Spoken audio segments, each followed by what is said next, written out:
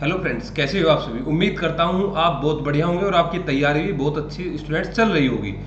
दोस्तों, आज से हमने एक सीरीज यहाँ पे स्टार्ट करने की सोची है, जिसको हम यहाँ पे कंटिन्यू करेंगे एक ऐसे पोर्शन से जहाँ पर ज़्यादातर स्टूडेंट्स की वीकनेस रहती है, जहाँ पर आपको क्वेश्चंस का अभाव जहाँ पे रहता है कि यहाँ प्रैक्टिस आपकी नहीं हो पाती है। दोस्तों, मैं बता दूं आपको कि कौन कौन से टॉपिक हम यहाँ पे स्टार्ट करेंगे, मतलब कौन कौन से टॉपिक यहाँ पे हम करेंगे जब तक आपका एग्जाम होगा। तो हम एक तो आपका राजपूत काल या पूर्व मध्य काल के नाम से आप जानते हैं, ज्यादातर स्टूडेंट्स को यहाँ पे कंफ्यूजन रहता है कि ज्यादातर ना तो क्वेश्चन ही प्रैक्टिस कर पाते हैं, ना ये हमारा समझ ही आ पाता है कि इधर तो अपना त्रिपक्षीय संघर्ष चलता है। त्रिपक्षीय संघर्ष में हम गुर्जर प्रतिहारों को, पालों को या राष्ट्रकूटों को हम पढ़ते हैं। एक तरफ फिर आप देखोगे इधर ही उत्तर भारत में जब इन साम्राज्य का पतन होगा तो इधर ही हमारे परमार राजवंश आएंगे, गहडवाल राजवंश आएगा, चौहान राजवंश आएगा, कलचुरी चेदी राजवंश आएगा, या फिर इसी तरीके से आप दक्षिण के अंदर भी आप कई सारे राज्यों को आप देखोगे जो छोटे छोटे टुकड़ों के अंदर विभाजित होंगे।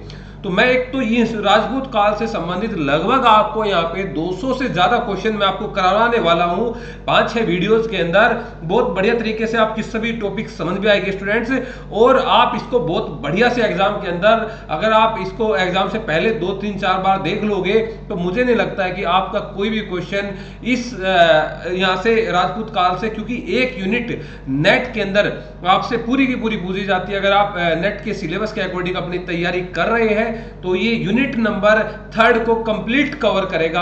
आपका जो पूर्व मध्य काल 800 AD टू 1200 के बीच का, जब तक हमारा दिल्ली सल्तनत नहीं स्टार्ट होगा। एक तो राजपूत काल से संबंधित, पूर्व मध्य काल से संबंधित हम इन सभी छोटे छोटे जो अपने वंश आएंगे इनसे संबंधित हम क्वेश्चन यहाँ पे स्टूडेंट्स करेंगे।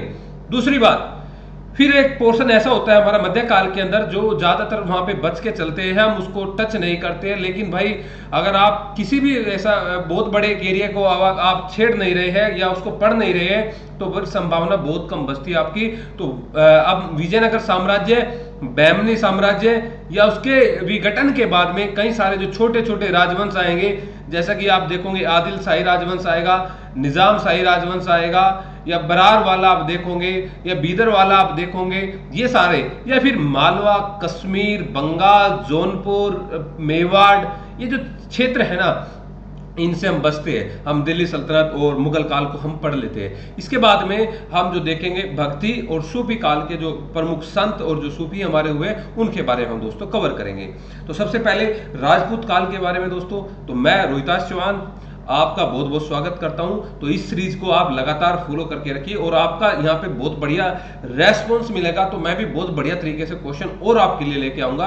तो राजपूत काल में जो शुरुआत मैं करूंगा आपको क्वेश्चंस की, थोड़ा लेवल यहाँ पे बढ़िया, मतलब मीडियम लेवल होगा। जो लास्ट के हमारे क्वेश्चन होंगे 50 क्वेश्चन, उसको बहुत ही बढ़िया लेवल के क्वेश्चन होंगे। उससे बाहर मुझे नहीं लगता कि आपका एनटीए के अंदर भी कोई क्वेश्चन अगर इस टॉपिक से आपका पूछा जाएगा और वो आप उसको आप कर ना सको। ठीक है स्टूडेंट, इस चीज का आपने ध्यान रखना है। तो शुरू करते हैं, और शुरुआत की कुछ वीडियोस को मैं आपको रिकॉर्डिंग, ये जो अपने रिकॉर्ड करके ही मैं आपको दूंगा। उसके बाद में लाइव स्ट्रीम भी मैं लेके आऊंगा भाई, कि लाइव स्ट्रीम के अंदर आपको आप भी आंसर उसके अंदर दे सकते हैं। ठीक है, तो शुरू करते हैं दोस्तों। आज का फर्स्ट क्वेश्चन आपका क्या है, और आंसर सभी स्टूडेंट्स ने देना है कि निम्नलिखित में से किस राज्य को अरब यात्री सुलेमान ने रुहमा कहा।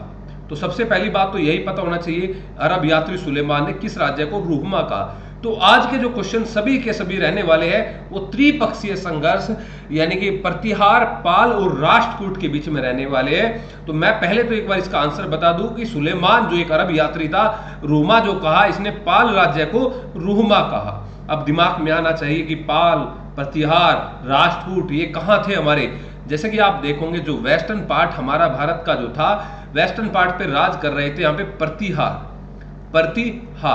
इधर अगर आप देखोगे बंगाल, मगध वाला जो क्षेत्र है, इस पर जो आपका शासन कर रहे थे पाल, जो गौड़ वंश जिसको हम बोलते हैं, पहले यहाँ पे शशांक शासन करता था। इसके बाद में आप देखोगे पालों के पतन के बाद में यहाँ पे सेन राजवंश यहाँ पे शासन करेगा, और इसी प्रकार से पहले जहाँ प्रतिहार शासन करेंगे, इसी प्रकार से बाद में यहाँ पे छोटे छोटे वंश आएंगे, चौहान वंश आएगा, गहडवाल वंश आएगा, ये छोटे छोटे और वंश आएंगे। इसी प्रकार से आप दक्षिण के अंदर देखोगे कि यहाँ पे आपका एक राष्ट्रकूट वंश था। तो इन तीनों में एक संघर्ष होता है जिसको आप त्रिपक्षीय संघर्ष के आप नाम से जानते हैं। तो मैं पहले क्वेश्चन के अंदर एक ओवरव्यू आपको दे देता हूं, फिर हम आगे अपना बढ़ जाएंगे इस पे भाई। जब हम इसको एक ओवरव्यू अगर आपको कंप्लीट मिल जाएगा, संघर्ष का कारण क्या था? संघर्ष का कारण था कि हर्षवर्धन के समय में जो मुख्य सेंटर हुआ करता था वो अब यहाँ पे कन्नौज हो गया था। कौन सा हो गया था भाई? कन्नौज हो गया था, जो लगभग पहले के 1200 साल पहले जो लगभग जो केंद्र बना हुआ था, राजनीतिक केंद्र, जहां सांस्कृतिक केंद्र, जो मुख्य जो केंद्र था वो आपका पाटलिपुत्र हुआ करता था। लेकिन पाटलिपुत्र का वो स्थान अब इस कान्याकुब्ज ने, अब इस कन्नौज ने, अब इस महोदय श्री जिसके नाम कई सारे हैं, इसने स्थान ले लिया। और ये आप देखोगे हर्षवर्धन जो कि आप उत्तर मतलब ये उसमें उत्तर गुप्त काल के बाद मतलब गुप्त काल के बाद में हर्षवर्धन ही एकमात्र ऐसा शासक होगा जिसका बहुत बड़े साम्राज्य है, जिसका होगा, जिसको सकलो उत्तरापतनाथ के नाम से आप देखोगे जाना जाता है स्टूडेंट्स, हर्षवर्धन को। उसके बाद में छोटे छोटे जगह पर ये छोटे छोटे, हालांकि एरिया बहुत बड़ा था प्रतिहारों का भी, पालों का भी, राष्ट्रकूट का, लेकिन इतना बड़ा नहीं था जितना बड़ा समुद्रगुप्त का या मौर्य शासक अशोक का या आप देखोगे हर्षवर्धन का था। ठीक है। और एक चीज यहाँ पे आप बिल्कुल नहीं देखने वाले स्टूडेंट्स कि अभी तक जो ऊपर आर्यवर्त से ऊपर से उत्तर से दक्षिण में आक्रमण होते थे, जैसे कि आपने देखा अशोक ने आक्रमण किया है। अशोक ने भाई दक्षिण के प्रति क्या नीति है? दक्षिण के राजाओं को प्रत्यक्ष रूप से शासन किया दक्षिण पे अशोक ने। इसके बाद में आप समुद्रगुप्त को देखोगे भाई कि समुद्रगुप्त ने उनके साथ में प्रत्यक्ष रूप से शासन नहीं किया, जो दक्षिण के जो 12 राज्य थे यहां पर प्रत्यक्ष रूप से शासन नहीं किया। यहां पे जो शासन किया इनके द्वारा, वो इनको भाई पहले तो इनको जीता गया और फिर इनको छोड़ दिया गया, यानी कि पूरी तरीके से जैसे आर्यवर्त में पूरी तरीके से जड़ मूल विनाश किया गया वो नहीं किया गया, ग्रहण मोक्ष अनुग्रह, ठीक है ना। तो ये नीति इनके द्वारा लागू की गई, क्योंकि समुद्रगुप्त के द्वारा आप देखोगे अलग अलग जगह पर अलग अलग नीति को लागू किया गया था। फिर आप देखोगे एक कोशिश हर्षवर्धन भी करता है नर्मदा को क्रॉस करने की, लेकिन सफल नहीं हो पाते और पुलकेशिन चालुक्य शासक के द्वारा पराजित हो जाते हैं। लेकिन ये पहला प्रयास था जब कोई दक्षिण से उत्तर भारत के अंदर कोई आक्रमण करेगा और विजयी भी होगा। ज्यादातर जो संघर्ष हो गए आपस में 6 संघर्ष आप देखो यहाँ पे 6 उसके अंदर आप देखोगे, और ज्यादातर संघर्षों में स्टूडेंट्स राष्ट्रकूट ही हमारे विजय होंगे। लेकिन राष्ट्रकूट कन्नौज पर प्रत्यक्ष रूप से शासन नहीं कर पाते, क्योंकि दक्षिण की अन्य शक्तियां भी यहाँ पे आपको बराबर जो टक्कर इनको राष्ट्रकूटों को दे रही थी, तो इस करके वापस इनको आना पड़ता था। तो यही कारण था कि ये ज्यादा अपना स्थायी यहाँ पे नहीं बना पाए। और कारण क्या था कन्नौज पर आक्रमण करने का? प्रतिहार और राष्ट्रकूटों के बीच में जो मालवा जो केंद्र था, मालवा को लेकर संघर्ष था। प्रतिहार भी यहाँ पे संघर्षरत थे और राष्ट्रकूट भी थे। तो अगर आप जानते हैं कि भाई कन्नौज अगर प्रतिहारों के हाथ में आ गया तो ये शक्तिशाली हो गए और ये मालवा पर भी कंट्रोल करेंगे, तो इस करके राष्ट्रकूट कन्नौज पर अपना आक्रमण कर रहा था। तो एक मैंने ओवरव्यू दिया, ठीक है। तो पहले क्वेश्चन का आंसर था कि अरब यात्री सुलेमान ने रूमा किसको कहा? तो पाल राज्य को कहा। तो इनकी एक स्थिति अब आपकी समझ आ गई कि भाई कि ये पाल कहां था, सेन कहां था और चोल कहां था। ओके स्टूडेंट्स, आगे बढ़ते हैं। नेक्स्ट क्वेश्चन है आपका, और क्वेश्चन आपको शो हो रहा है भाई, देखिए कि पाल वंश के संदर्भ में निम्नलिखित कथनों पर आपने विचार करना है। पाल वंश के संदर्भ में निम्नलिखित कथनों पर विचार करना है। करिए विचार कि पहला ऑप्शन है, एक चीज को और ध्यान रखिए आप स्टूडेंट कि जो विचार हम करते हैं ये पहले ही देख लेना चाहिए कि विचार हम सही पे कर रहे हैं या गलत पे कर रहे हैं। तो यहाँ पे ऑप्शन दिया है आपके कि सही पे विचार करना है कि कौन कौन से स्टेटमेंट यहाँ पे आपके सही दिए गए कि पाल वंश का संस्थापक धर्मपाल था। यही बात गलत होगी आपकी, पहली बात गलत होगी आपकी कि पाल वंश का संस्थापक कौन था भाई? आपका गोपाल था। एक काम आप भी करिए कि जैसे ही नेक्स्ट क्वेश्चन आता है आप स्क्रीन को रोकिए और अपना आंसर दीजिए, तब आप यहाँ पे आंसर चेक करिए अपना, ठीक है। तो पाल वंश का संस्थापक आपका गोपाल था। इसके बाद में आप स्टूडेंट्स देखोगे ये त्रिपक्षीय संघर्ष में पाल शासकों की ओर से सबसे पहले धर्मपाल ने भागीदारी की। ये लाइन एकदम बिल्कुल सही है, और ये बात भी आपको जाननी है कि प्रतिहार, पाल और राष्ट्रकूटों के बीच में जो संघर्ष होगा, तो प्रतिहार जो शासक होगा वो कौन होगा, या फिर आपसे जानना होगा कि भाई यहाँ पे जैसे कि आप देखोगे आप यहाँ पे देखोगे कि भाई पाल शासक कौन था, तो आप बोलोगे कि पाल शासक हमारा इस समय में जो अपना जिन्होंने जो संघर्ष किया वो आपका धर्मपाल था। कौन था भाई? धर्मपाल था, ठीक है। और अगर आपसे ये पूछा जाए कि भाई बताइए गुर्जर प्रतिहारों में वह शासक कौन था जिसने त्रिपक्षीय संघर्ष में पार्टिसिपेट किया, तो वो शासक था वत्सराज। वत्सराज। और यही बात अगर आपसे पूछी जाए कि राष्ट्रकूटों में वह शासक कौन था, तो राष्ट्रकूटों में वह शासक था ध्रुव। ध्रुव वह शासक था, ठीक है, धारावर्ष या ध्रुव इसको बोलते हैं, ठीक है। और अंततः आप देखोगे विजय भी यहाँ पे आपकी ध्रुव की ही होगी भाई, ठीक है, इस चीज को आपने ध्यान रखना है। तो दूसरा ऑप्शन आपका एकदम बिल्कुल सही है कि त्रिपक्षीय संघर्ष में पाल शासकों की ओर से धर्मपाल ने भागीदारी की। तीसरा कि धर्मपाल ने उत्तरापद स्वामी की उपाधि धारण की। धर्मपाल ने उत्तरापद स्वामी की उपाधि धारण की, ये बात सही है कि इन्होंने उत्तरापद की स्वामी यहाँ पे ये उपाधि धारण की थी, ठीक है। तो दूसरा भी सही है और तीसरा भी सही है, तो यानी कि स्टेटमेंट नंबर बी आपका यहाँ पे एकदम सही होगा, ठीक है। देखो पाल शासकों में आप मुख्यतः धर्मपाल और देवपाल, इन दो शासकों को तो स्टूडेंट बिल्कुल भी नहीं छोड़ना है, धर्मपाल को और देवपाल को। ये तो बहुत ही महत्वपूर्ण शासक है, धर्मपाल एंड देवपाल, ठीक है। तो धर्मपाल और देवपाल ये तो आपने पढ़ेंगे कि आगे कौन से के समय में विक्रमशिला विश्वविद्यालय की स्थापना हुई, कौन से के समय में नालंदा का पुनरुद्धार हुआ, कौन सा राजपूत राजकुमारी से उत्पन्न बेटा था, है ना। आगे धीरे धीरे करके इनको कवर करते चले जाएंगे भाई, ठीक है। नेक्स्ट क्वेश्चन पे आइए आप लोग। नेक्स्ट क्वेश्चन आपका कि पाल वंश के संदर्भ में निम्नलिखित में से आपका कौन सा कथन सही है, कौन सा, ये अपना सुमेलित कीजिए।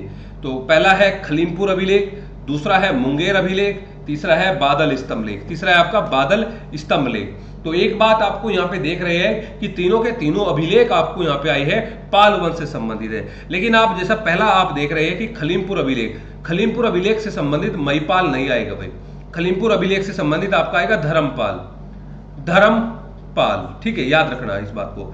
मुंगेर अभिलेख से संबंधित ये बात है देवपाल, ये सही है। और बादल स्तंभ लेख से संबंधित आपका नारायण पाल एकदम सही है। अब दूसरी बात यहाँ पे आपने क्या याद रखनी है, देखो हो सकता है कि आप इस महिपाल के अंदर भाई कंफ्यूज आपको कंफ्यूजन रहे कि महिपाल तो हमने गुर्जर प्रतिहारों के अंदर पढ़ा था, जिसको कन्नड़ लेखक पंपा ने गुर्जर राज का टाइटल दिया था, गुर्जर राज बोला था महिपाल प्रथम को। हाँ भाई, महिपाल जो था गुर्जर प्रतिहारों के समय में भी था, महिपाल जो था वो पालों के समय में भी था भाई, इस बात को आपने ध्यान रखना है। एक बात और दूसरी, जो लास्ट के आप देखोगे कि हमारे कुछ पाल गुर्जर प्रतिहार जो शासक आएंगे, उन गुर्जर प्रतिहारों शासकों में अपने एक चीज और देखनी है कि मिहिर भोज के बाद में जो शासक आएंगे, चाहे उनमें महेंद्रपाल हो, चाहे उनमें मईपाल हो, चाहे उनमें राज्यपाल हो, चाहे त्रिलोचन पाल हो या यशपाल हो, ये आपको बड़ी मतलब गलती हो सकती है यहाँ पे कि आप सोचो कि ये पाल शासक थे। ये ध्यान देना है कि गुर्जर प्रतिहारों में भी ये पाल बाद में नाम के अंदर आया है, महेंद्र पाल के बाद के शासकों के समय में, लगभग सभी नामों में, ठीक है। तो गलती नहीं करनी है। और इनके इधर भी महिपाल, देवपाल, रामपाल, गोपाल, धर्मपाल, ये सब नाम आपके यहाँ पे मिलेंगे। तो खलीमपुर अभिलेख धर्मपाल से संबंधित है, नोट महिपाल प्रथम से संबंधित, ठीक है। और आगे अगर आप यहाँ पे देखोगे, अगर मैं पूछूं आपसे ग्वालियर अभिलेख किससे संबंधित है, तो ग्वालियर अभिलेख आप बोलोगे मिहिर भोज से संबंधित है, ग्वालियर अभिलेख मिहिर भोज से संबंधित है। और एक पहले ग्वालियर अभिलेख आप मिहिर कुल जो हूण शासक था उससे संबंधित भी आपने देखा था। देखो मुंगेर जो है इसको राजधानी भी बनाते अपनी, है ना, जैसे कि गुर्जर प्रतिहारों की राजधानी पहले भीनमाल हुआ करती थी, उन्होंने अपनी राजधानी परिवर्तन करके कन्नौज में बनाई। राष्ट्रकूटों की राजधानी अपनी मयूर खंडी हुआ करती थी, उन्होंने राजधानी परिवर्तन करके अपनी कहां पे बनाई भाई, अपनी राजधानी उन्होंने बनाई अपनी मान्यखेड़ के अंदर। इसके बाद आप देखोगे कि पालों के समय में राजधानी मुंगेर बनाई जाती है ना, तो ये अपनी राजधानी, ठीक है। बादल स्तंभ लेख नारायण पाल से संबंधित। तो नेक्स्ट क्वेश्चन पे आइए भाई, नेक्स्ट क्वेश्चन देखिए आपका क्या है कि संध्याकर नंदीकृत रामचरित में निम्नलिखित में से किस विषय के बारे में जानकारी मिलता है, किस विषय में वर्णन मिलता है। संध्याकर नंदीकृत रामचरित, सबसे पहले ये याद रखना है कि ये संध्याकर नंदी के द्वारा रामचरित लिखा गया, तो किस विषय के में वर्णन मिलता है, गुर्जर प्रतिहारों का या पाल का या राजपूत का या आपका गहड़वाल का। तो सबसे पहली बात तो ये आई पता होनी चाहिए कि ये संध्याकर नंदी किसके दरबार में थे या कौन, पहले तो वंश ही पता होना चाहिए। तो वंश हम बात कर रहे हैं त्रिपक्षीय की, तो गहड़वाल तो अभी नहीं आएगा, तो ये आपका आएगा पाल, ये आपका आएगा पाल। और पाल शासक कौन था हमारा, ये पाल शासक था हमारा रामपाल, पाल शासक था हमारा रामपाल। और रामपाल के समय में संध्याकर नंदी ने यहाँ पर ये रामचरित लिखी थी और इनकी तुलना राम से की थी और अपने आप को वाल्मीकि यहाँ पे बोला था, ठीक है, याद रखना संध्याकर नंदी कृत रामचरित में, ठीक है, रामपाल। और इन्होंने ही बाद में रामपाल की आप देखोगे कि यही पाल ऐसे पाल शासक थे जिन्होंने गंगा नदी में डूबकर आत्महत्या की थी, गंगा नदी में डूबकर आत्महत्या की थी। देखो, इन्होंने गंगा नदी में डूब के आत्महत्या की थी। और गुर्जर प्रतिहार शासकों में अगर आप नागभट्ट को देखोगे, जो अपने नागभट्ट जो हमारे द्वितीय होंगे, नागभट्ट द्वितीय, इन्होंने भी गंगा के अंदर जल समाधि ली थी। अगर पाल शासकों में आपसे पूछे तो रामपाल आएगा, और अगर आपसे पूछे इनमें इनके अंदर यहाँ पे, तो आप बोलोगे कि नागभट्ट आएगा। ठीक है, नागभट्ट द्वितीय आएगा। तो संध्याकर नंदी के द्वारा जो रामचरित्र लिखी गई और पाल शासक रामपाल के द्वारा। स्टूडेंट्स, ये क्वेश्चन पेपर में भी आपसे पूछा गया है, तो बढ़िया लेवल की तैयारी करिए। तो शुरुआत के जो मैं 150 के लगभग जो क्वेश्चन कराऊंगा, ये ज्यादा मतलब मध्यम लेवल के क्वेश्चन होंगे, एग्जाम में पूछे जा सकते हैं। लेकिन जो बाद के इसके पूरा का पूरे कंक्लूजन निकाल दूंगा, पूरे जी जान से क्वेश्चन बनाए हुए बढ़िया क्वेश्चन आपके होंगे दोस्तों। ठीक है, तो पाल वंश, रामपाल या नागभट्ट द्वितीय। ठीक है, इसके बाद में आप देखोगे भाई कि आपका जो यहाँ पे जो मतलब इसके अंदर पालों के अंदर या दूसरे, जैसे कि संध्याकर नंदी किसके दरबार में थे। अगर मैं पूछूं कि यहीं पे राजशेखर, बताइए भाई राजशेखर किसके दरबार में रहते थे, तो आप बोलोगे कि राजशेखर सर गुर्जर प्रतिहारों के दरबार में रहते थे। और गुर्जर प्रतिहारों में 2 के दरबार में रहते थे, एक आपका था महेंद्रपाल और दूसरा था महिपाल। महेंद्रपाल और महिपाल, इन दोनों के दरबार में रहते थे। और बाद में इन दोनों को दरबार को छोड़ के ये चले गए थे कलचोरी चेदी के वहां पे। ठीक है, राजशेखर काव्य मीमांसा इन्होंने यहाँ पे लिखी थी। कई सारी उपाधियां महेंद्रपाल को इनके द्वारा दी गई थी। ठीक है, इसी प्रकार से आप देखोगे कि हमारा एक राष्ट्रकूट शासक आएगा, और राष्ट्रकूट शासक में आप देखोगे अमोघ वर्ष हमारा राष्ट्रकूट शासक होगा, जो कल्चरल रूप से बढ़ावा देगा। ये शासक ऐसा होगा कि यहाँ पे ज्यादा मतलब ये इंपीरियलिस्ट शासक नहीं होगा, यानी कि साम्राज्यवादी शासक नहीं होगा।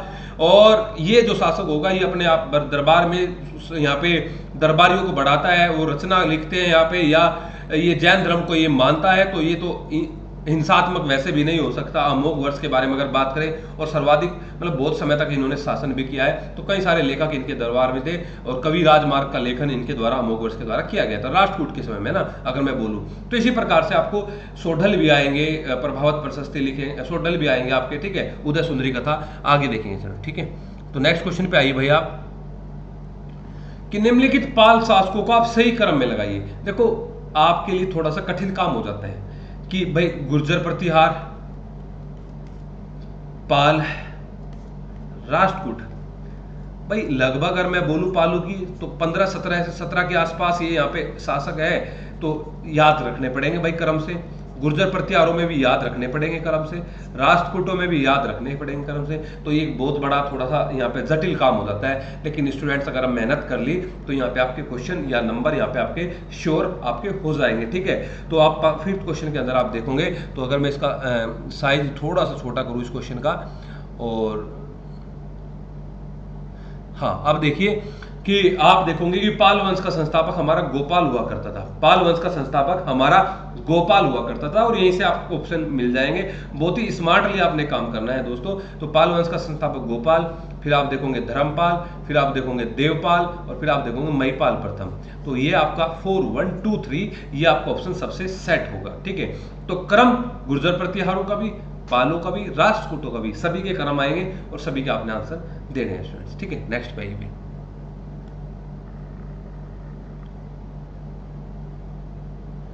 देखिए, निम्नलिखित कथनों पर विचार करना है कि गोपाल ने ओदंतपुरी विहार की स्थापना की। ये बात सही है। देखो, पाल वंश का संस्थापक गोपाल ने ओदंतपुरी विहार की स्थापना की।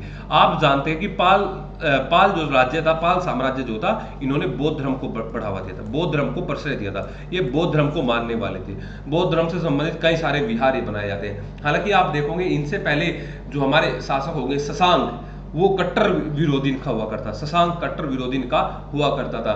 और आगे इनके बाद में जो सेन राजवंश आएगा, तो सेन राजवंश भी शैव धर्म को मानेगा। एक शासक को छोड़कर, जो लक्ष्मण सेन है उसको छोड़कर, वो तो वैष्णव है, नहीं तो सारे के सारे शैव धर्म को मानते थे। ठीक है, तो गोपाल यानी कि ओदंतपुरी विहार की स्थापना की थी, पाल धर्म को मानने वाले थे। और सभी पाल शासक व्यक्तिगत रूप से बौद्ध धर्मानुयायी थे, ये भी बात सही है।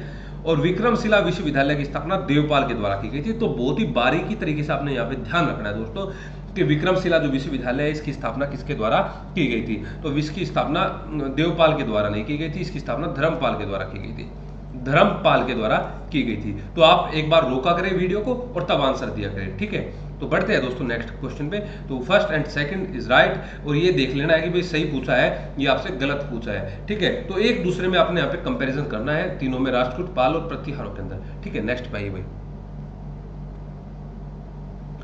कि अष्ट सहस्त्री का प्रज्ञा पारमिता नामक बौद्ध ग्रंथ की रचना किसके द्वारा की गई है? अष्ट सहस्त्री का प्रज्ञा पारमिता नामक बौद्ध ग्रंथ। ये आप सोचोगे कि ये बौद्ध ग्रंथ का क्वेश्चन यहाँ पे क्यों पूछ लिया गया? ये इसलिए पूछ गया क्योंकि त्रिपक्षीय संघर्ष में एक राजवंश से संबंधित है, एक के दरबार में ये लिखा जाएगा। ठीक है, तो आप देखोगे अष्ट सहस्त्री का प्रज्ञा पारमिता। ठीक है, तो ये आप देखोगे भाई, आपका यहाँ पे जो आंसर आएगा, सेवंथ का जो आंसर आएगा वो आएगा हरिभद्र। हरिभद्र कि ये इसके द्वारा। अब आप देखोगे कि किसके दरबार में थे, अब पता लग जाएगा, आगे क्वेश्चन में आएगा कि ये किसके दरबार में रहते थे। कि अष्ट सहस्त्री का प्रज्ञा पारमिता नामक ग्रंथ के लेखक हरिभद्र को किस पाल शासक ने संरक्षण दिया था? अब बताइए कि किस पाल शासक ने यहाँ पे आपका संरक्षण दिया था। ठीक है, तो आप देखोगे गोपाल, देवपाल, धर्मपाल या रामपाल। तो आप आंसर देना है भाई, आपका धर्मपाल ने संरक्षण दिया था। रामपाल वही संध्याकर नंदी रामचरित वाला जिसने गंगा नदी में डूबकर आत्महत्या की थी। ठीक है, देवपाल इस वंश का सबसे प्रतापी शासक आपका होगा, जो राष्ट्रकूट राजकुमारी रन्ना देवी का पुत्र होगा देवपाल। और ये इंपोर्टेंट, जब तक शासन किया तब तक इन्होंने इनका बोलबाला रहा। और गोपाल आप देखोगे इनका संस्थापक था। तो अष्ट सहस्त्री का प्रज्ञा पारमिता का लेखक जो हरिभद्र था, इनको जो संरक्षण दिया था वो धर्मपाल के द्वारा यहाँ पे दिया गया था भाई। ठीक है, नेक्स्ट पे आइए कि थोड़ा साइज बड़ा हो गया है लेकिन कल से नहीं होगा भाई, ध्यान रखना है। ठीक है, नेक्स्ट है कि आपका त्रिपक्षीय संघर्ष में पाल शासक धर्मपाल ने राष्ट्रकूट ध्रुव को पराजित किया। पाल कथनों पर पाल वंश के संबंध में बताना है कि त्रिपक्षीय संघर्ष में पाल शासक धर्मपाल ने राष्ट्रकूट ध्रुव को पराजित किया। ये तो एकदम सरासर गलत बात है। मैंने आपको एक बात बोली थी कि जो यहाँ पे ध्रुव हुआ करता था, तो पहले तो ध्रुव ने पराजित किया यहाँ पे गुर्जर प्रतिहार को, और उसके बाद में जाते जाते धर्मपाल को भी पराजित किया था। तो ये तो बोल रहा है कि धर्मपाल ने पालों ने राष्ट्रकूटों को कभी पराजित नहीं किया। पहला ऑप्शन गलत। और बौद्ध विद्वान दीपंकर आतिश का पाल वंश का संरक्षण प्राप्त हुआ। ये बात सही है कि बौद्ध विद्वान था, क्योंकि बौद्ध धर्म को मानने वाले भी थे। तो दीपंकर आतिश को पाल वंश का संरक्षण प्राप्त हुआ। तो सेकंड स्टेटमेंट आपकी एकदम यहाँ पे राइट है दोस्तों। ठीक है, तो आप देखिए नेक्स्ट पे भाई कि नेक्स्ट आपका क्या होगा क्वेश्चन कि निम्नलिखित में से किस पाल शासक ने शैलेंद्र वंश के शासक बालपुत्र देव के अनुरोध पर नालंदा में बौद्ध विहार बनवाने के लिए 5 गांव दान में दिए थे? ठीक है, क्वेश्चन को बहुत ही ध्यान से पढ़ना है और ध्यान से पढ़ के आंसर करना है कि निम्नलिखित में से किस पाल शासक ने शैलेंद्र वंश के शासक बालपुत्र देव के अनुरोध पर नालंदा में बौद्ध विहार बनवाने के लिए 5 गांव दान में दिए? तो बात आएगी देवपाल की, वही राष्ट्रकूट राजकुमारी के पुत्र की, रन्ना देवी के पुत्र की। जो सबसे इंपॉर्टेंट शासक यहाँ पे अपना पालों के अंदर जो होता है देवपाल। ठीक है, इसके बाद में आप देखोगे यहाँ पे इसने ही जावा के शासक थे, शैलेंद्र वंश के शासक थे बालपुत्र देव, यहाँ पे ये विहार बनवाने के लिए 5 गांव दान में दिए थे। ठीक है, महेंद्रपाल की अगर बात करोगे आप, ये गुर्जर प्रतिहारों के समय में आप इनको देखोगे। आगे ये भी किस पाल शासक के समय राजेंद्र चोल का गंगा अभियान हुआ? ये भी बात इंपॉर्टेंट है, इंपॉर्टेंट बात है। किस पाल शासक के समय में राजेंद्र चोल का गंगा अभियान हुआ? अब देखो, राष्ट्रकूटों के अलावा यहाँ पे चोल जब आएंगे हमारे, और ये चोल भी दक्षिण भारत से उत्तर में गंगा घाटी तक अपना अभियान करेंगे, और गंगा घाटी तक जब अपना अभियान करेंगे तो इस समय में हमारे पाल शासक महिपाल प्रथम होंगे। पाल शासक महिपाल प्रथम होंगे।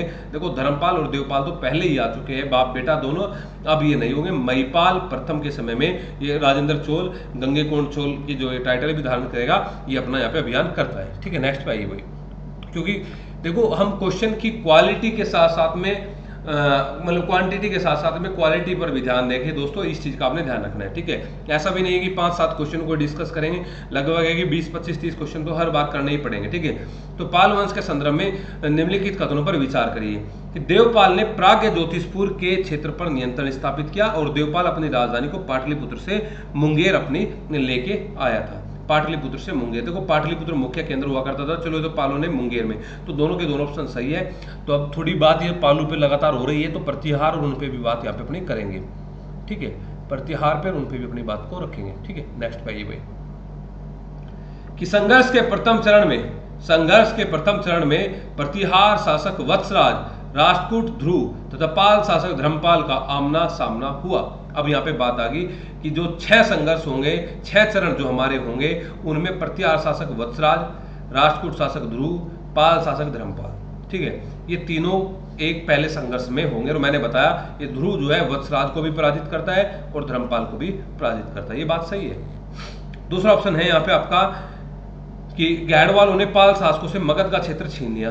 देखो चौहानों के जो सामंत आएंगे, सॉरी इनके जो अपने प्रतिहारों के जो सामंत आएंगे, तो प्रतिहारों के सामंत में आपके गैडवाल भी होंगे। गैडवाल जो अपने ये आगरा या ये वाला जो क्षेत्र था पूरे पूरे इसको कवर कर रहे थे। जो आप देखोगे गोविंद विजयचंद्र, गोविंद यार आप जयचंद वगैरह वाला आप देखोगे गैडवाल के अंदर जो हमारे शासक यहाँ पे आएंगे, ठीक है भाई।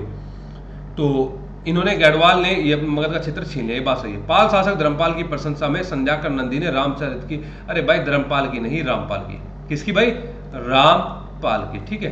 तो ये पहला दूसरा सही होगा, तीसरा सही नहीं ही होगा। तो बी आपका ऑप्शन यहाँ पे एकदम राइट होगा, ठीक है। और एक काम और करना है, आप भी अपना सुझाव जरूर देना अगर आप कुछ चेंज कराना है आपने, ठीक है। तो राजशेखर के द्वारा रचित बाल रामायण से किस वंश के विषय में जानकारी मिलती है। तो आपको पता है कि भी राजशेखर गुर्जर प्रतिहारों के समय में रहा करते थे, और गुर्जर प्रतिहारों के समय में किसके समय में, जो मिहिर भोज के बेटे थे, जो बहुत ही योग्य बलशाली हुआ करते थे, महेंद्रपाल प्रथम के समय में ये हुआ करते थे। और यही बाल रामायण काव्य मीमांसा या इनको ये अपना बहुत बड़ी एक निर्भय राज रघुकुल, ऐसा कुछ एक टाइटल भी इनको बहुत बड़ा, हाँ सकल कलय निलय निर्भय राज का एक टाइटल भी इनके द्वारा यहाँ पे दिया गया था, रघुकुल निर्भय राज रघुकुल तिलक या रघु ग्रामणी, ठीक है। इसके बाद में महिपाल प्रथम के समय में भी थे, ठीक है। तो गुर्जर प्रतिहारों में आपने ये बात याद रखनी। और ये महेंद्रपाल कौन थे, ये मिहिर भोज के बेटे थे। मिहिर भोज वही जिसका टाइटल आदि वरहा या प्रभास था, आदि वरहा या प्रभास। ग्वालियर अभिलेख इनका मिलेगा, और कैथल के पास एक पेवा अभिलेख भी इनका मिलेगा, ठीक है। नेक्स्ट भाई कि गुर्जर प्रतिहार वंश के संदर्भ में निम्नलिखित कथनों पर विचार करिए। और हम विचार करना शुरू कर देते हैं, ये नहीं देखते कि विचार हम सही पे करना है या गलत पे करना है। तो यहाँ पे एक बार देख लीजिए सही पे विचार करना है या गलत पे विचार करना है भाई। तो और उसके बाद में फिर अपना विचार करने लग जाइए कि क्या विचार यहाँ पे आप करोगे, ठीक है। कि इस वंश का संस्थापक नागभट्ट प्रथम था, इस वंश का संस्थापक नागभट्ट प्रथम था। ये बात सही है कि नागभट्ट प्रथम संस्थापक था, लेकिन वास्तविक संस्थापक आपका जो आएगा वो आपका आएगा वत्सराज।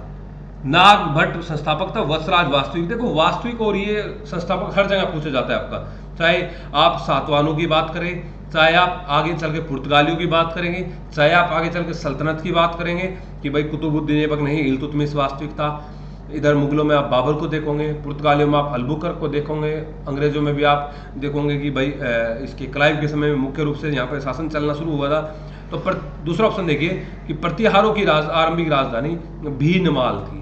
पहले भीनमाल थी, उसके बाद में ये राजधानी बन जाती है आपकी कन्नौज। और हेनसांग ने प्रतिहारों की राजधानी भीनमाल को क्या बोला है भाई आपको, पीलो मोल होगा। तो तीनों के तीनों ऑप्शन यहाँ पे आपके सही है, तीनों के दोनों ऑप्शन यहाँ पे आपके सही है भाई, ठीक है, याद रखना इस बात को। नेक्स्ट भाई, ग्वालियर प्रशस्ति अभिलेख किस प्रतिहार शासक से संबंधित, अभी अभी बताया मिहिर भोज प्रथम से। ग्वालियर प्रशस्ति जो अभिलेख है वो किस शासक से संबंधित है, मिहिर भोज से संबंधित है भाई, ठीक है। ग्वालियर भी चाहे पेवा अभिलेख भी जो घोड़ों से संबंधित जानकारी मिलेगा, चाहे ग्वालियर अभिलेख हो, कोई सा भी अभिलेख हो, ये अपना इससे हो। और खलीमपुर मैंने अभी बताया, खलीमपुर या ये बादल अभिलेख जो है ये किसी ये पाल शासकों के संबंधित। ओके, आगे आइए भाई। जैन लेखक चंद्रप्रभ सूरी के ग्रंथ प्रभावत प्रशस्ति से किस प्रतिहार शासक की सूचना मिलती है। तो आपसे क्वेश्चन है कि नागभट्ट प्रथम, वत्सराज, महेंद्रपाल प्रथम या नागभट्ट द्वितीय, ठीक है। तो आप देखोगे कि ये जैन ग्रंथ जो है लेखक चंद्रप्रभ सूरी, इसके जो ग्रंथ है प्रभावत प्रशस्ति से, तो नागभट्ट द्वितीय की जानकारी मिलेगी। ये नागभट्ट द्वितीय इंपोर्टेंट शासक है और मुंगेर के युद्ध में धर्मपाल को भी पराजित करता है। और बाद में मैंने आपको बताया गंगा के अंदर जल समाधि भी इसके द्वारा ले ली जाती है, और इसी के द्वारा राजधानी को भीनमाल से कन्नौज के अंदर ट्रांसफर किया गया, ठीक है। तो नागभट्ट द्वितीय। नेक्स्ट पे आइए भाई।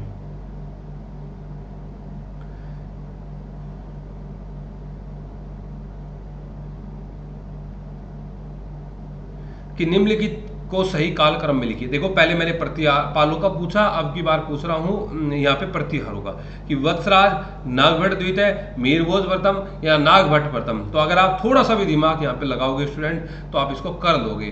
कि भाई यहाँ पे संस्थापकों की बात अभी यहाँ पे चल रही थी कि संस्थापक हमारे यहाँ पे कौन होंगे।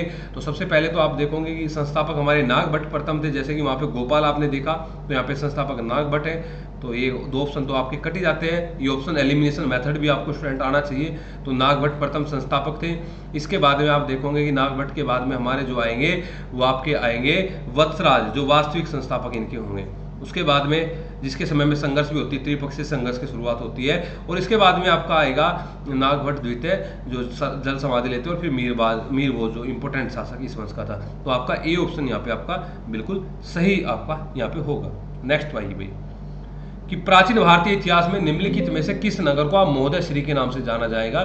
तो ये नगर जो था आपका और कोई नगर नहीं था, एक कन्नौज नगर था। देखो कन्नौज जो अपना चर्चा के अंदर आया, मैं आपको बताऊं, एक वर्धन राजवंश हुआ करता था। और वर्धन राजवंश एक कुरुक्षेत्र के एरिया के अंदर हुआ करता था, जहाँ पे प्रभाकर वर्धन, राज्यवर्धन या हर्षवर्धन शासन करते थे। ऐसा हुआ कि प्रभाकर वर्धन ने अपनी बेटी राजश्री की शादी मोखरी नरेश ग्रहवर्मा के साथ कर दी। और ये जो शासन करते थे, इनका जो एरिया था कन्नौज वाला था। तो जो मोखरी नरेश जो ग्रहवर्मा था, उनकी हत्या कर दी गई। शशांक और मालवा का एक शासक थे हमारे देवगुप्त, उनके द्वारा उनकी हत्या कर दी गई। अब बहन की हत्या के बदले, अपने जो बहनों थी उनकी हत्या के बदले में राज्यवर्धन ने देवगुप्त की तो हत्या कर दी, लेकिन शशांक ने धोखे से राज्यवर्धन की हत्या कर दी। अब बदला लेने के लिए हर्षवर्धन जाता है और हर्षवर्धन उसको पराजित करता है बाद में। और यहाँ पे अब आप देखोगे कि हर्षवर्धन ने यहाँ से शासन करना अपना शुरू कर दिया कन्नौज से। ठीक है, याद रखना इस बात का। नेक्स्ट आप देखिए भाई कि प्रतिहार शासक मीरभोज प्रथम विष्णु का उपासक था। ये बात सही है कि ये विष्णु का उपासक था, क्योंकि आपको उपाधि देखेंगे आदि वरा की उपाधि धारण की और अपने सिक्कों पर वरा सिरोधारी मानव आकृति उत्तीर्ण यहाँ पे करवाई। ठीक है, तो एक दूसरे की सही व्याख्या भी कर रहा है कि मीरभोज प्रथम ने। देखो ये व्याख्या वाला क्वेश्चन अगर आपसे पूछा जाए भाई, स्टेटमेंट और रीजन को एक दूसरे से यहाँ पे देखना है कि स्टेटमेंट रीजन को, मतलब रीजन जो है स्टेटमेंट को सेटिस्फाई कर रहा है कि नहीं कर रहा है। ठीक है, तो ए ऑप्शन है यहाँ पे इसका। नेक्स्ट आइए भाई, थोड़ा शॉर्ट कर देते हैं इसको। देखिए आंसर दीजिए भाई कि गुर्जर प्रतिहार वंश के संदर्भ में कथनों पर विचार करना है। कथन क्या है भाई कि सर्वप्रथम मीरभोज प्रथम ने कन्नौज पर अधिकार करके उसे प्रतिहारों की राजधानी बनाया। बिल्कुल सरासर गलत। मैंने अभी बताया कि राजधानी जो बनाया था प्रतिहारों की, वो मीरभोज ने नहीं बनाया, वो बनाया था नागभट्ट द्वितीय ने। किसने बनाया था? नागभट्ट द्वितीय ने, जिसने गंगा में जल समाधि ली थी। मुंगेर के युद्ध में धर्मपाल को हराया था। और त्रिदलीय संघर्ष के में प्रतिहारों को कन्नौज पर नियंत्रण में अंतिम सफलता प्राप्त हुई। ये बात आपकी सही है, यानी कि बी स्टेटमेंट यहाँ पे आपका सही है और पहला गलत है। ओके, नेक्स्ट आइए भाई, ज़्यादा डिटेल में जाएंगे नहीं तो फिर क्वेश्चन नहीं होंगे। और अगले वाले में राष्ट्रकूटों के बारे में ज़्यादा पढ़ेंगे। अब की बार धीरे धीरे पाल और गुर्जर यहाँ पे कंप्लीट आपके हो जाएंगे। निम्नलिखित में से किस प्रतिहार शासक को प्रसिद्ध कवि राजशेखर ने निर्भयराज, रघुकुल तिलक और रघुग्राम ने कहा? ये अभी आपने पढ़ा महेंद्र पाल को। ठीक है, नेक्स्ट पे आइए भाई कि प्रतिहार शासक महेंद्रपाल प्रथम का आधिपत्य सौराष्ट्र तक था। ये बात सही है, सौराष्ट्र तक था भाई। यहाँ पर महेंद्रपाल के 2 सामंत शासन करते थे। इसी कारण से यहाँ पर सौराष्ट्र के अंदर महेंद्रपाल के 2 शासक जो सामंत यहाँ पे शासन करते थे, जिनको आप देखते हैं बलवर्मन, जिनका नाम है बलवर्मन और अवंती वर्मन, बलवर्मन और अवंती वर्मन। इन्हीं की वजह से इनका आधिपत्य सौराष्ट्र तक था। तो रीजन इसको सेटिस्फाई कर रहा है, तो ये आपका 23 का भी आपका ए ऑप्शन यहाँ पे होगा। ठीक है, नेक्स्ट पे किस प्रतिहार शासक के काल में महमूद गजनवी का आक्रमण कन्नौज पर हुआ था? तो वो था शासक आपका राज्यपाल। क्रम पढ़ लीजिए भाई, क्रम बहुत ही महत्वपूर्ण है। क्रम आप इसका पढ़ लीजिए, बहुत ही ज्यादा महत्वपूर्ण है आपका। और लास्ट क्वेश्चन आज हम देखेंगे यहाँ पे कि राष्ट्रकूट वंश के संदर्भ में कथनों पर विचार करना है कि इसकी स्थापना अमोघ वर्ष द्वारा, अरे राष्ट्रकूट की स्थापना अमोघ वर्ष द्वारा नहीं, ये दंती दुर्ग द्वारा हुई थी। किसके द्वारा हुई थी भाई? दंती दुर्ग द्वारा हुई थी। राजधानी मान्यखेट थी। हाँ, ये बात सही है, मान्यखेट पहले मयूरखंडी हुआ करती थी। और राष्ट्रकूट बादामी के चालुक्यों के, राष्ट्रकूट जो थे बादामी के चालुक्यों के सामंत थे। ये बात भी आपकी सही है यहाँ पे। तो राष्ट्रकूटों के बारे में हम नेक्स्ट वीडियो के अंदर डिस्कस करेंगे, लेकिन प्रतिहार और पालों में ज्यादा नहीं, बस इतना है। जब भी आप देखो स्टूडेंट, इसी वीडियो को आप 2-3 बार देख लेना, इससे बार ज्यादा क्वेश्चन नहीं जाएगा। और लास्ट में मैंने बताया कि जब ये 150-200 क्वेश्चन हम कर लेंगे, फिर बढ़िया लेवल के और क्वेश्चन आपको लेके आएंगे। ठीक है, और दूसरी बात, किसी का कोई भी डाउट अभी माइंड में आपका चल रहा है कि भाई कैसे एग्ज़ाम को फेस करना है या कुछ भी डाउट है आपका, भाई बेहिचक होके आप हमारे से संपर्क भी कर सकते हैं। और नए बैच के अंदर जानकारी, नए बैच की भी जानकारी आपको मिल जाएगी। नया बैच भी हमारा कंटिन्यू है दिसंबर वाले के लिए या पीजीटी के लिए। आप हमारे दिए गए ये नंबर है या लिंक टेली उसमें भी मिल जाएगा लिंक में 7031313142, इस पर व्हाट्सअप या कॉल भी आप कर सकते हैं दोस्तों। ठीक है दोस्तों, मिलते हैं नेक्स्ट वीडियो में, और तब तक के लिए शुक्रिया। जय हिंद, थैंक्स।